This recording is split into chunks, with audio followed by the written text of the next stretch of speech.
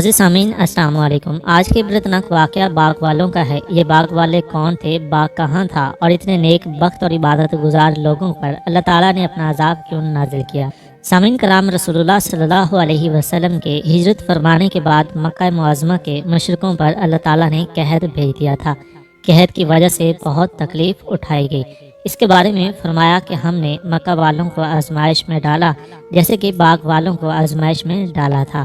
یہ باغ کہاں تھا، باغ والے کون تھے؟ اس کے بارے میں حضرت ابن عباس رضی اللہ تعالی عنہ نے فرمایا ہے کہ یہ باغ یمن میں شہر سینا سے 2 فرسخ کے فاصلے پر تھا۔ اسے نمازی لوگوں نے بویا تھا۔ جو لوگ اس کے بارش چلے آ رہے تھے وہ بڑے سخی تھے۔ جس دن باغ کے پھل کاٹتے تھے مساکین جمع ہو جاتے تھے۔ اس طرح کھیتی کاٹنے کے دن اور جس دن بھوسا اور دانہ الگ کرتے تھے مساکین آ جاتے تھے۔ یہ لوگ مساکین کو دل کھول کر پھل اور کھیتی اور بھوسا سے نکالے ہوئے دانے دے دیا کرتے تھے۔ آخر میں یہ ہوا کہ ان میں سے ایک شخص کی موت ہو گئی۔ اس نے اپنے 3 لڑکے وارث چھوڑے۔ اب جو کھیتی کاٹنے کا موقع آیا تو ان تینوں بھائیوں نے مشورہ کیا کہ مال کم ہے، اہل و عیال زیادہ ہیں۔ اب اگر ہم اسی طرح سخاوت کرتے رہیں اور مسکینوں کو دیتے رہیں تو ہمارے لیے مال کم پڑ جائے گا۔ اب تو مسکینوں سے جان چھڑانا چاہیے۔ لہذا انہوں نے آپس میں یہ طے کیا کہ آئندہ ہم بالکل صبح صبح باغ میں پہنچ جائیں گے اور مسکینوں کے آنے سے پہلے کاٹ کر گھروں میں لے جائیں گے۔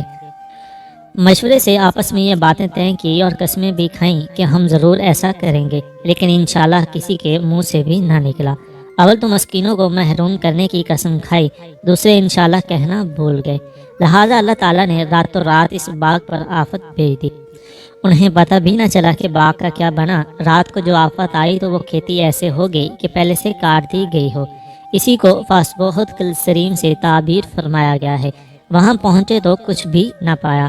حضرت ابن عباس رضی اللہ تعالی عنہ نے کالصریم کا ترجمہ کالرما دل اسود کیا ہے اور فرمایا ہے کہ بنی خزیمہ کے لخت میں اس کا یہی ترجمہ ہے، یعنی ان لوگوں کی کھیتی سیاہ راکھ کی طرح ہو گئی۔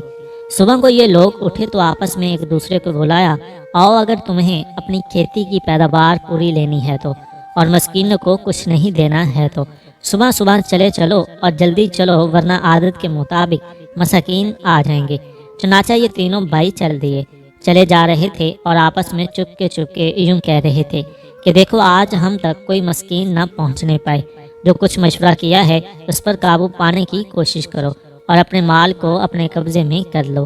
باغ میں پہنچے تو دیکھا کہ باغ تو جلا ہوا ہے۔ کہنے لگے کہ آج ہی یہ ہمارا باغ نہیں ہے، ہم تو راستہ بھٹک گئے ہیں، چلو اپنا باغ تلاش کرو۔ ان میں سے بعض نے کہا کہ ارے یہ بات نہیں ہے، ہمارا باغ یہی تھا، ہم اس کی خیر سے محروم کر دیے گئے ہیں، کیونکہ ہم نے ٹھان لیا تھا کہ مساکین کو کچھ نہیں دینا ہے۔ اس پر ہماری گرفت ہوئی ہے، جس وجہ سے ہمیں کچھ بھی نہیں ملا۔ ان میں سے جو سب سے اچھا آدمی تھا اس نے کہا، کیا میں نے تم سے نہ کہا تھا کہ تم اللہ کی تسبیح کیوں نہیں بیان کرتے، یعنی انشاءاللہ کیوں نہیں کہتے؟ اب جب ان لوگوں نے باغ کو برباد دیکھا تو بڑی ندامت ہوئی اور کہنے لگے کہ ہم اپنے رب کی پاکی بیان کرتے ہیں کہ بلا شبہ ہم نے ظلم کا فیصلہ کیا تھا کہ مسکینوں کو کچھ نہ دیں گے۔ اس فیصلے کے بعد آپس میں ایک دوسرے کو ملامت کرنے لگے اور الزام دینے لگے کہ تو نے یہ رائے دی تھی اور تو نے یوں کہا تھا، اور کہنے لگے کہ ہائے ہماری خرابی، ہم نے سرکشی والا کام کیا۔ اللہ کی نعمت کا شکر ادا کرتے، مساکین کو دیتے تو اچھا ہوتا، سرکشی کر کے ہم نے اس محرومی کو خود مول لیا۔ اب سمجھ میں آ گیا کہ ہمیں وہی کرنا چاہیے تھا جو ہمارے باپ دادے کرتے تھے۔ امید ہے کہ اللہ تعالیٰ ہمیں اس باغ سے بہتر عطا فرمائے گا جو باغ جل کر خاکستر ہو گیا۔ ہم اپنے رب کی طرف راغب ہوتے ہیں۔ معززین کرام، حضرت عبداللہ بن مسعود رضی اللہ تعالی عنہ نے فرمایا کہ مجھے یہ بات پہنچی ہے کہ ان لوگوں نے اخلاص کے ساتھ توبہ کی تو اللہ تعالیٰ نے انہیں ایک باغ عطا فرما دیا جس کے انگور کے گوشے اتنے بڑے بڑے تھے کہ ایک گوشہ ایک کھچر پر لاد کر لے جاتے تھے۔